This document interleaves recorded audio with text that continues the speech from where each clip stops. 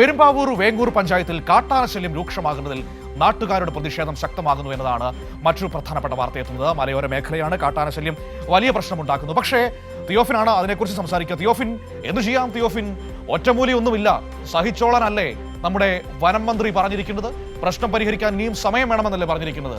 പ്രതിപക്ഷത്തിരുന്നപ്പോൾ പറഞ്ഞത് ഞങ്ങൾ അധികാരത്തിലെത്തിയാൽ മിനിറ്റുകൾക്കുള്ളിൽ ഈ പ്രശ്നം പരിഹരിക്കാനുള്ള ഉപായം ഞങ്ങളുടെ കൈകളിൽ ഉണ്ട് എന്നാണ്.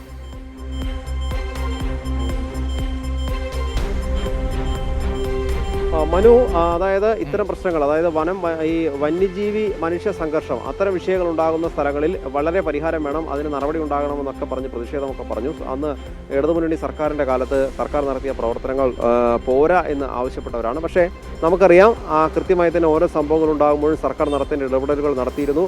ഒരു പക്ഷേ അവിടെ നിന്ന് മയക്കുവെടി വെച്ച് അത്തരത്തിൽ ആനകളെ അവിടെ നിന്ന് മാറ്റേണ്ടതുണ്ടെങ്കിൽ അങ്ങനെ ചെയ്തിരുന്നു, കാട്ടിലേക്ക് തുരത്തേണ്ടതുണ്ടെങ്കിൽ അതൊക്കെ ചെയ്തിരുന്നു. പക്ഷേ ഇവിടെ ഇപ്പോൾ ഈ പെരുമ്പാവൂരിലെ വേങ്ങൂർ പഞ്ചായത്തിലുള്ള, പെരുമ്പാവൂരിനടുത്ത് വേങ്ങൂർ പഞ്ചായത്തിലുള്ള ജനങ്ങൾ പറയുന്നത് അവിടെ വളരെ ദിവസങ്ങളായി കാട്ടാനശല്യം തുടർച്ചയായി ഉണ്ടാകുന്നുണ്ട്. പലയിടത്തും മുറ്റങ്ങളിൽ വരെ കാട്ടാനകൾ എത്തുന്നു കഴിഞ്ഞ ദിവസങ്ങളിൽ. അതുപോലെ തന്നെ ഈ വേങ്ങൂർ പഞ്ചായത്തിൽ തന്നെയാണ് വാഹനങ്ങൾ നശിപ്പിക്കുന്ന സംഭവമൊക്കെ ഉണ്ടായത്. രാത്രി ഒരുപക്ഷെ വീടുകളിലെ CCTV ദൃശ്യങ്ങൾ പുലർച്ചെ കാണുമ്പോഴാണ് ആന എത്തിയതൊക്കെ പലരും കാണുന്നത്. അത്തരം ബുദ്ധിമുട്ടുകളുണ്ട്. ഇതുകൂടാതെ തന്നെ ഈ വേങ്ങൂർ പഞ്ചായത്തിൽ തന്നെ വീട്ടിമോളം എന്ന സ്ഥലത്ത് ഒരു ശിവൻ എന്ന വ്യക്തിയുണ്ട്. ശിവൻ എന്ന വ്യക്തിക്ക് കഴിഞ്ഞ ദിവസം കാട്ടാനയുടെ ചവിട്ടേറ്റിരുന്നു. കാട്ടാന ആക്രമണത്തിൽ അദ്ദേഹത്തിന് കാലിന് വളരെ ഗുരുതരമായി തന്നെ പരിക്കേറ്റിരുന്നു, കാലൊടിഞ്ഞു.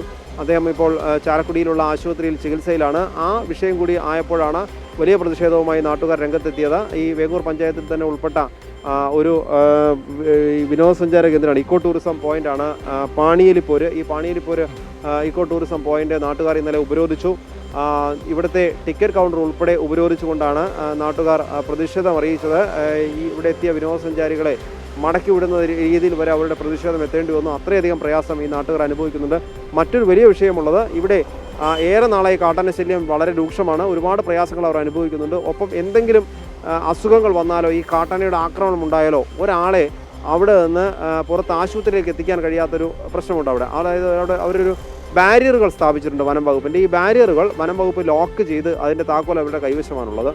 കാർ മാത്രം, അതായത് ചെറിയ കാറുകൾ മാത്രമാണ് ഈ ബാരിയറിനടിയിലൂടെ കടന്നു പോവുക. ഒരു ആംബുലൻസാണ് ആശുപത്രിയിൽ എത്തിക്കാൻ ഏറ്റവും പ്രധാന ആവശ്യമായി വരുന്നത്. അങ്ങനെ ഒരു ആംബുലൻസിന് അവിടേക്ക് എത്താൻ കഴിയാത്ത സാഹചര്യമാണുള്ളത്.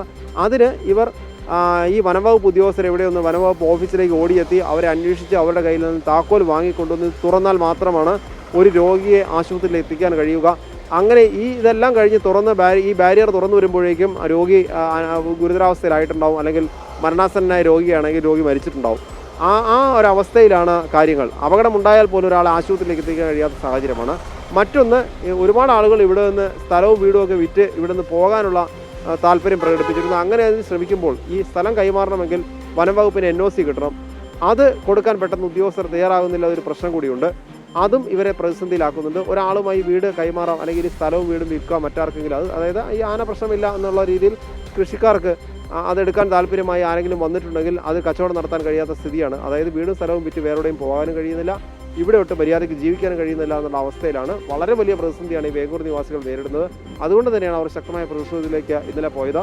ഈ പ്രതിഷേധത്തിനിടെ ഇന്നലെ അത് പോലീസ് അറിഞ്ഞ് പോലീസ് ഉദ്യോഗസ്ഥരൊക്കെ എത്തി ഇന്നലെ മധ്യസ്ഥയിൽ സംസാരിച്ച് വനംവകുപ്പുമായി സംസാരിച്ച് നടപടിയെടുക്കാം എന്ന ഉറപ്പിലാണ് ഇന്നലെ പ്രതിഷേധം അവസാനിച്ചത്. പക്ഷേ ഈ ചതി ഇനിയും തുടരുകയാണെങ്കിൽ ശക്തമായ പ്രതിഷേധവുമായി തുടർന്നുള്ള ദിവസങ്ങളിൽ എത്തുമെന്നാണ് ഈ വേങ്ങൂർ നിവാസികൾ നൽകുന്ന ഒരു സൂചന. എന്തായാലും അവർക്ക് അനുകൂലമായ രീതിയിൽ, അതായത് ഈ കാട്ടാന വിഷയത്തിൽ എന്തെങ്കിലും നടപടി, കാട്ടാനകളെ തുരത്താനുള്ള നടപടിയും ഒപ്പം തന്നെ ആക്രമിക്കപ്പെടുന്നവർക്കുള്ള സഹായങ്ങൾ എത്തിക്കാനും ഒരു നടപടിയും സ്വീകരിച്ചില്ല എങ്കിൽ വരും ദിവസങ്ങളിലും പ്രതിഷേധമുണ്ടാകുമെന്നാണ് നമുക്ക് ലഭ്യമാകുന്ന വിവരം. മനു.